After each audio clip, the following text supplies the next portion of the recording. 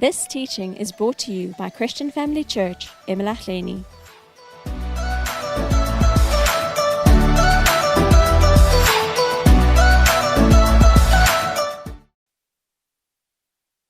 Good morning and welcome back from holiday, those of you who came back.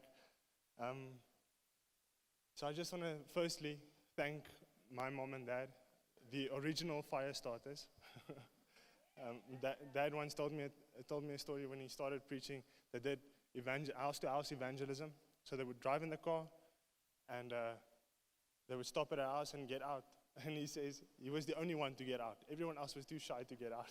He was the only one to get out of the car. So Mom and Dad, I just thank you for this opportunity this morning, that you trust me. I love you. And I'm so thankful to be part of this ministry with you. Just to be here is awesome. And then secondly, I want to thank, I'm very privileged. I know not many people have this privilege to have both your grandparents still alive at the age of, I'm almost 30 years old, so both of them are here, both pairs. Opa Ivan and Oma Zini, and also Opa Gary and Oma Magda, they're all here. So I'm very thankful and blessed to have them here. He just told me that Opa Ivan just told me that his mother had a dream that there would be three pastors, Graham pastors. She had a dream that would happen, and he just told me that I'm the third one. So I believe there's more to come, though. Yeah. So I have to get my. I just want to tell you guys this one thing. Before we came in, we were sitting in Dad's office, and I'm like, Dad, I'm nervous. You know, thinking that he would give me some advice from 30 odd years of preaching. You know, he would know what's going on. And he says to me, I don't know what you're talking about. I'm like, thank you. Okay. Yeah. The family this week, as I was preparing for the fast, right? We started today. I had pizza 3 times this week. Because when we fast, I dream of eating pizza. It's going to happen again, so I prepared myself to get that out of the way, but it's going to happen again, I know. Yeah. But on a bit more serious note, so you guys know 2020 is going to be an awesome year, right? And we just had some, in the week, myself and Dad, we had actual, battles going on. And it just showed us that this is going to be a great, great year. It's going to be amazing. Dad went into the new year with a massive headache.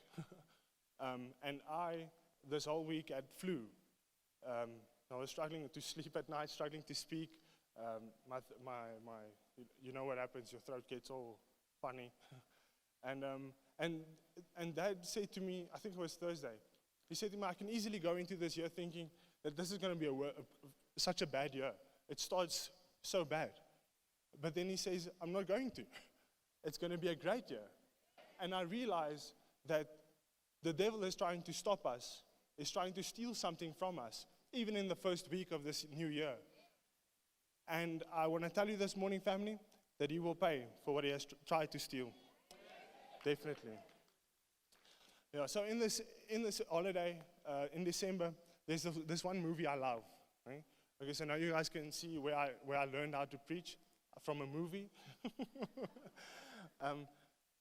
This one movie I watched, it's called Interstellar. I think we've got the background of that movie up on one of the slides. It's called Interstellar, right? And I love this movie. I really do. I watched it the first time when it came out with Audie, and she's like, she doesn't like these type of movies, you know, because it's not realistic. But then I ask her, but you like animations? She loves animation movies, and she doesn't like unrealistic movies. Anyway, so we watched this movie, and this movie had a huge impact on me. So you can see there if you want to go watch it. It's very good. It's not a Christian film, but anyway. So I watched this movie, and it's got such a great impact on me because it starts off with interviews being held with all the old people, right? And they talking and telling the story of how it used to be back in their younger days when they were on earth. There was no rain, the earth was dying. There was just dust everywhere. The only thing they had to eat was corn. And so you don't understand why they speak of this at the start of the movie, obviously. And then when the movie gets in, it's about this one guy who's got a little daughter and a son, older son. And he gets to a place, and he meets some people, and they say they are NASA, the modern day NASA of that time, and they are looking for a place outside of this galaxy to go live, to take people to live, because this earth is dying, so they need a new one.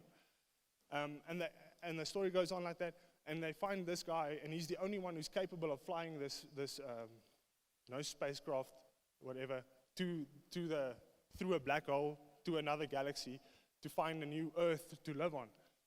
And he does this. But to make the story, it's a long film, but to make it short, at the end, I'm sorry for you guys who haven't watched it yet, I'm going to spoil it now. At the end, he walks, by some miracle, he wakes up in a hospital bed. And he wakes up and there's other people. Like, he wasn't supposed to see other people again. He was supposed to die on his journey, finding this new earth. And it's a miracle that they found him, and they praise him for what he's done, and he doesn't know what he's done. He's kind of democrat about the whole thing. So he gets out of bed, and they take him to another hospital room, and they walk into this room. And lying on the bed is an old lady, like maybe 80 to 90 years old. She's lying on the bed with all her grandchildren standing around her bed. Grandchildren and children standing around her bed. And this guy walks into the room and he sees this lady and he knows who she is. And so it's his daughter lying in the bed. So in space, obviously time goes by slower.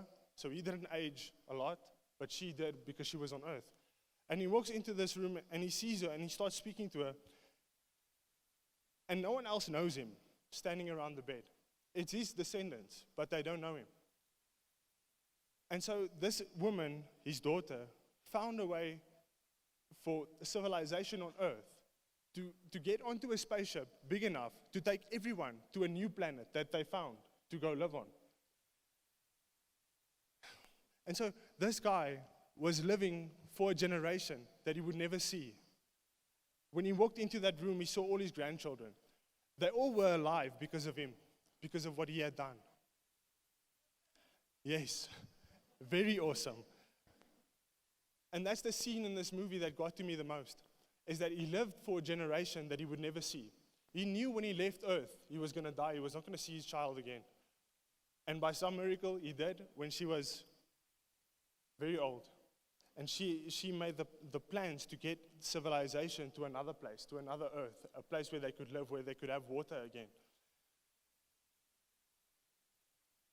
Yeah, so I just pray that this year we will live for a generation that we will not see. Not only today or this year, but for the rest of our lives. We need to live for a generation that we won't see. Chris Valentin says, or the Bible says that Jesus, when he comes back, he's going to look for faith. And he says, am I going to find faith when I come back to the earth? And Chris Valentin says this. He says, what Jesus is talking about, is he going to find faith? Is he going to find people who are living for a generation that they won't see? Because it's easy to think, Jesus, come and save me now. But it's a lot harder. It takes much more faith to live and know that 100 years from now, your grandchildren will still be alive. Amen? And this morning, I want to talk about one of the things I believe we need to do to live for the next generations to come, for our grandchildren to come. And so in Mark, we're just going to obviously have a look at a lot of scripture this morning. But one of the ways that I believe is in the scripture. It says in Mark 8, verse 18 to 20, Jesus speaks to his disciples on the boat. And he says to them, having eyes, do you not see? Having ears, do you not hear? And do you not remember? When I broke the 5 loaves for the 5,000, how many baskets full of fragments did you take up? And they said to him, 12. Also, when I broke the 7 for the 4,000, how many large baskets full of fragments did you take up? And they said, 7. So family, when we face everyday challenges, like I can promise you 2020 is going to have challenges. It just is the way it is, right? So when we face challenges, Jesus actually asks us these 3 questions. He says, in this moment, can you see what I'm doing? And you may say to him, Jesus, my spiritual eyes aren't that open. I don't see that well. And then he says, okay, can you hear what I'm saying? In this situation that you are in, can you hear what I'm saying? And you might say, yes, Lord, but my hearing is much better than my seeing. But not in this moment. It's too difficult to hear you right now. But then he asks this question, and I believe this is significant, very, very significant. He asks, do you remember what I have done for you in the past? Because I will do it again. I will do it again.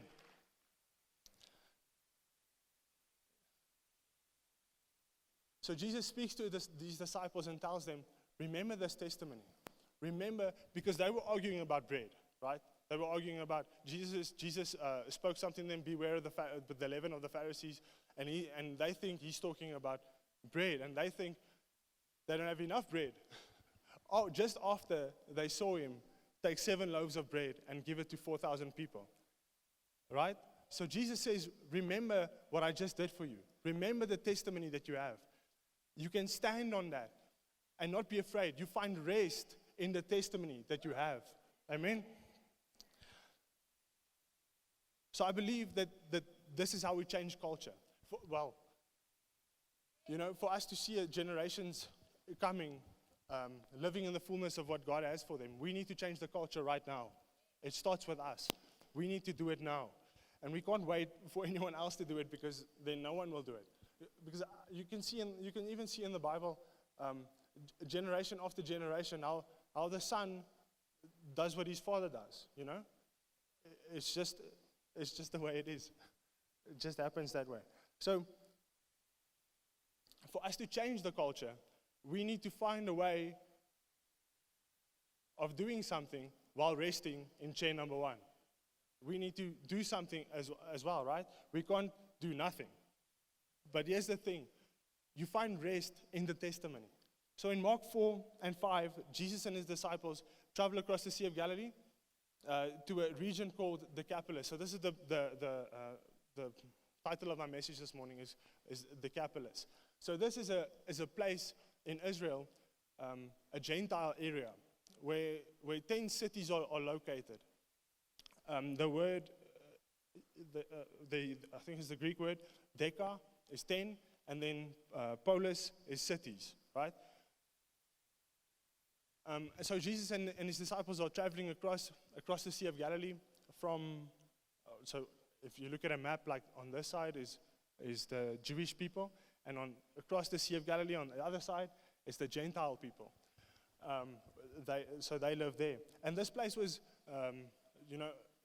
very, very modern. They had a lot of amphitheaters. They've got temples and everything over there. So this is what I read in the Bible encyclopedia. I wasn't there. I'm not that smart, so I read it in the encyclopedia. And it says that this was a very, very, rich place. There was a lot of things happening in this area. So, but in Mark 5, it says this from verse 1. I'm going to read from verse 1 to verse 20, so that we understand the whole story of what's going on in this area. So chapter 5 verse 1 says this. Then they came to the other side of the sea, the country of the Gadarenes. So the Gadarenes, this is one of the cities in the Decapolis. And when he had come out of the boat, immediately there met him out of the tombs a man with an unclean spirit, who had his dwelling among the tombs, and no one could bind him, not even with chains, because he had often been bound with shackles and chains, and the chains had been pulled apart by him, and the shackles broken in pieces. Neither could anyone tame him. And always, night and day, he was in the mountains and in the tombs, crying out and cutting himself with stones. So obviously, this guy was not at a place where he had rest, right? We can clearly see that, like screaming out loud every night because of torment that's going on inside of him. So from verse 6 it says, when he saw Jesus from afar, he ran and worshipped him. And he cried out with a loud voice and said, "What have I to do with you, Jesus, Son of the Most High God? I implore you by God that you do not torment me." So he says, "Do not torment me," to the person who's going to give him rest. For he said to him in verse 8, "Come out of the man, unclean spirit." Then he asked him, "What is your name?" And he answered, saying, "My name is Legion, for we are many." Also he begged him earnestly that he would not send them out of the country. Now a large herd of swine was feeding there near the mountains. So all the demons begged him, saying, "Send us to the swine, that we may enter them." And at once Jesus gave them permission. Then the unclean spirits went out and entered the swine. There were about 2,000. And the herd ran violently down the steep place into the sea and drowned in the sea. So those who fed the swine fled, and they told it in the city and in the country, and they went out to see what it was that had happened. Then they came to Jesus and saw the one who had been demon-possessed and had the legion, sitting and clothed in his right mind, and they were afraid. So this man found rest at the feet of Jesus, right? Then in verse 16, and those who saw it told them how it happened to him, who had been demon-possessed, and about the swine. Then they began to plead with him to depart from their region. So they told Jesus, like, we don't understand what you are doing. We don't like this. Please go away. Don't be here. We don't like this. So in verse 18 it says, and when he got into the boat, he who had been demon-possessed begged him that he might be with him. However, Jesus did not permit him, but said to him, "Go home to your friends and tell them what great things the Lord has done for you, and how he has had compassion on you." And he departed and began to proclaim it in Decapolis, all that Jesus had done for him, and all marveled.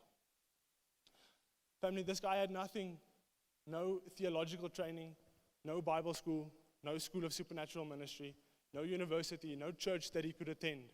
But Jesus gives him his mission, his life's purpose, right there after being healed. I think, he says to him, "Just go and tell everyone what I've done for you.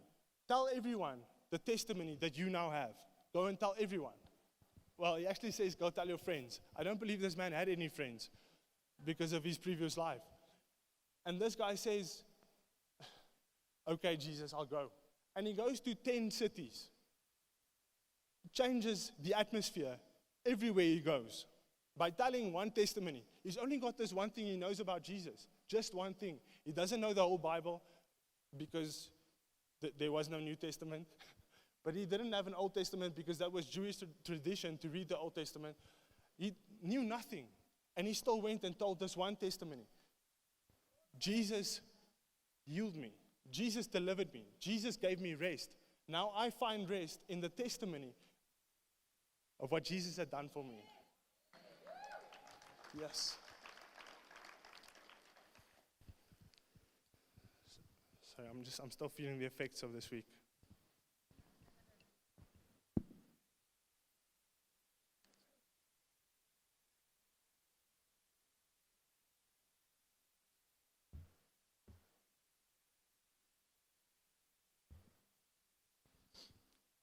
Right, okay, let me just get back to it. 10 cities. Are you kidding me? Like, he goes throughout this whole region to Gentile people who don't know about the Messiah. They've never heard of the Messiah. He goes to all of them and tells them about Jesus, who cleaned him, who healed him, delivered him from torment, like real serious stuff. And then, so let's have a look at what happens when Jesus returns to this area. So after this, after Jesus told him, "Go and tell your friends," Jesus gets back into the boat with his disciples and goes again to the other side of the Sea of Galilee. And in Mark 7, verse 31, I'm going to read to verse 37, this is when Jesus comes back to that same area. He doesn't go to the same city, but to one of the 10 cities in the Decapolis. And it says this in verse 31, it says, "Again, departing from the region of Tyre and Sidon, he came through the midst of the region of Decapolis to the Sea of Galilee. Then they brought to him one who was deaf and had an impairment in his speech, and they begged him to put his hand on him. And he took him aside from the multitude and put his fingers in his ears, and he spat and touched his tongue. Then looking up to heaven, he sighed and said to him," that word, and that is, "Be opened." Immediately his ears were opened, and the impediment of his tongue was loosed, and he spoke plainly. Then he commanded them that they should tell no one. But the more he commanded them, the more widely they proclaimed it. And they were astonished beyond measure, saying, He has done all things well. He makes both the deaf to hear and the mute to speak. One man's testimony changed a whole region. The people who told Jesus, leave. We don't know what you are doing. We don't like what you are doing. Go away. The same people, when Jesus returns, brings to him a person who is sick, deaf and mute, to be healed. One person's testimony made everyone realize the power that Jesus has. Just one guy. Just after this, after Jesus heals this man, it tells the story of the 4,000 people that gets fed with 7 loaves and a few small fish. This is the same people that said, Jesus, we don't want you here. One person's testimony started a mega church. 4,000 people without men and women. Women and children, sorry. 4,000 men. That's all they counted. 4,000 people were sitting at the feet of Jesus because of one person's testimony. One guy changed a whole region. Amen? This is crazy, man. Yeah. One man's testimony. So family, I believe that some of us very many times think, but Ivan, I don't have a testimony like that guy, you know? I don't really have a testimony to tell anyone. But that's not the truth, right? Salvation is the testimony that you have. If you are saved, you have a testimony. And then after that, it doesn't matter how big the testimony is. Like, I've got big ones and I've got small ones. The small ones count more than the big ones because they are more believable to people who don't believe in God, right? People don't believe in the impossible if they don't believe in the God of the impossible. But anyway, so Psalm 119 verse 111 says this, Your testimonies I have taken as a heritage forever, for they are the rejoicing of my heart. Family, this verse tells us that any testimony that you hear at any time is yours. Any testimony in the Bible is yours. Like, there's no, God is not a respecter of persons, so everything that He has done is for you and me, right? So everything that He's done, every testimony that there is in the Bible is worth telling people about. Amen? So if you don't have one where you've been demon-possessed by Legion, it's okay. It's really okay. You can still go tell people about the day you got saved, how Jesus changed your life, how Jesus provided for you when you had no money left, how Jesus healed you. Like, I've got this one testimony where Dr. Peter was preaching in the old building still. And I was already seeing some people healed, you know, preaching or just praying for people around everywhere I went. But I knew I needed healing. Like, I never told anyone, but I knew I needed healing for a back injury. So I went, after he prayed for many, many people, on stage they were sitting like Apostle Thew does, you know, with the feet out and the legs would grow out. And I thought to myself, yes, like, I need this. So afterwards, I ran into the pastor's lounge, and I asked him, Dr. Peter, will you please just pray for me? I've got a back injury as well. And he says, yes, get a chair. So I get a chair, I sit down, I put my feet up. This one is shorter than the other one. Now I can't remember which one was shorter. I think it was this one. And, you know, he prays. This one, yes. This one grows out past the other one. And then I laugh because I feel it going, right? And I look at his wife, and I'm like, yes. And as she's not looking at me, she's looking at my feet. She tells me, look. And the other one grows as well. And they grow even. Like, this one grew past the other one, and then this one grew the same length as this one. Amazing. Right? So that testimony is yours. You can tell that to people. If you don't have one like that, you can tell that to people. And you know, Dad preached about the father's living room in the week, New Year's Eve. And this is the way we invite people there. Because the Father wants more children inside His living room. He wants more. So this is the way we invite them. And this is our duty, our call, is to get more people into his living room. So sharing our testimonies just plants a seed in someone's life, in his heart. And they start to think, but is that really possible? I must go find out. That's the thinking that the world has. Many people might say to you, you know what, I don't believe that, that's just coincidence. The 2,000 rand that someone gave you when you had nothing, when you had no money left, that's just coincidence. I don't believe in those things. But you know what, it doesn't matter because they weren't there. They weren't part of the whole process of you praying for money and you getting the money. But this is what happens. When you tell that testimony to someone, you plant a seed inside them, literally telling them that the impossible is possible. If you don't believe it or not, it is. With God, all things are possible, right?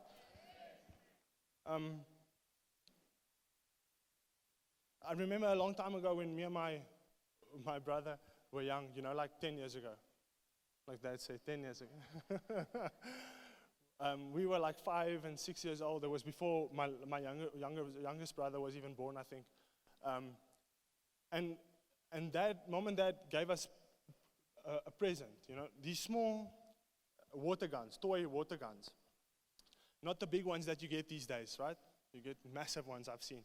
I want them. But so the small toy handheld water guns, right?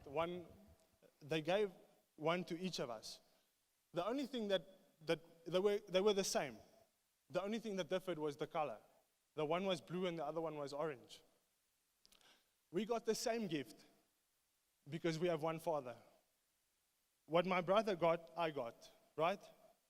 So I'm here to tell you this morning, what I get, you get. What the person next to you get, you get. Amen? That testimony is yours. You can take it. You know what I've done before? I heard a man preaching at a celebration, and I'm going to tell it anyway. So I heard him preach a celebration, and he's got this absolutely amazing testimony of what's happening in his life. And I thought to myself, I want that, I want the same thing that's happened. And I go to my room, and I pray, and I tell God, don't quote me on this, right? I tell God, this is not fair. I don't even know that person, and he's got that. I want that, what he has. You better give it to me as well. And sure enough, he gave it to me. I took another person's testimony and told God, you know what, I want that thing as well. Because my Father and his Father is the same one. He will give to you the same as he gives to his other children. Amen. I'm going to share a couple of testimonies. I still have enough time to share them, right? There's this one, I have to share one about Opa. Opa Ivan.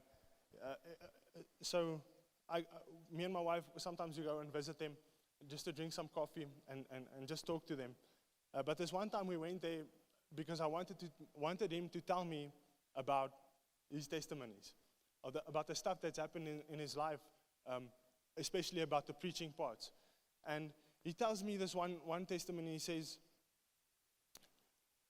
I don't know how long ago it was, but he had problems in his lungs. And he had to go to the doctor for an operation. They did scans, and they saw what was wrong. I don't remember what was wrong. But they saw what was wrong, and they said, okay, you need to come back sometime to get an operation.